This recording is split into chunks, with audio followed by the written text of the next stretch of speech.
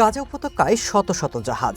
Europe থেকে ক্ষুধার্ত ফিলিস্তিনিদের জন্য ত্রাণ নিয়ে যাত্রা শুরু করা নৌবহর কয়েকটি দেশ পেরিয়ে গাজার দিকে এগিয়ে যাচ্ছে ইসরায়েলের রক্তচক্ষু উপেক্ষা করে, যার নাবিক হিসেবে হাল ধরেন মাত্র ২২ বছর বয়সের গ্রেটা থুনবার্গ। গাজায় যে গণহত্যা চলছে তার দায়ভার আমাদের সবার। এখন যদি আওয়াজ না তোলেন, এই কণ্ঠ চিরতরে বন্ধ হতে পারে। এই যাত্রাকে বিশ্বের অন্যতম বৃহত্তম সমুদ্র মিশন হিসেবে বর্ণনা করছেন অনেকে, যেখানে অন্তত ৪৪ দেশের প্রতিনিধি এবং প্রায় ১০০টি জাহাজ একত্রিত হয়েছে। নৌবহরের প্রথম অংশে ডজন খানেক ছোট আকারের জাহাজ রয়েছে, যা চিকিৎসক, মানবাধিকার কর্মী, স্বেচ্ছাসেবী এবং জরুরি সাহায্য সামগ্রী বহন করছে।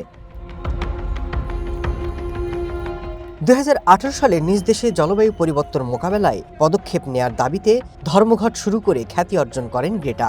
সে সময় ট্রাম্প সহ বিশ্ব নেতাদের সমালোচনা করে আলোচনায় আসেন। ট্রাম্প তাকে বদরাগী আর জেদি কিশোরী বলেও মন্তব্য করেন।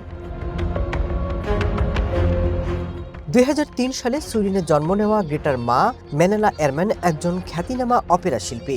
বাবা এবং দাদা দুইজনেই অভিনেতা, কিন্তু এই সাংস্কৃতিক পরিবেশে বেড়ে ওঠা গ্রেটা শুরু থেকে ব্যতিক্রম।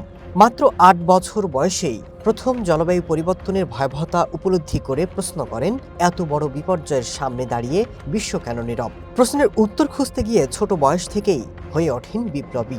শুধু জলবায়ু পরিবর্তনের বিরুদ্ধেই নিজের কণ্ঠস্বরকে সীমাবদ্ধ রাখেননি, গাজায় মানবাধিকার লঙ্ঘনের বিরুদ্ধেও সরব হয়েছেন।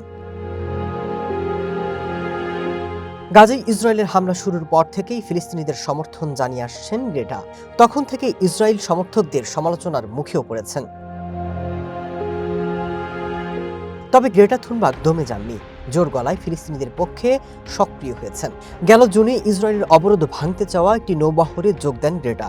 ম্যাডলিন নামের সেই জাহাজে ইসরায়েলি বাহিনী বাধাও দিয়েছিল। থুনবার্গ সহ জাহাজে থাকা অন্যদের আটক করা হয়, যে ঘটনায় গ্রেটাকে দমাতে পারেনি। তিনি যোগ দেন গ্লোবাল স্মুথ ফ্লোটিলা টু গাজায়।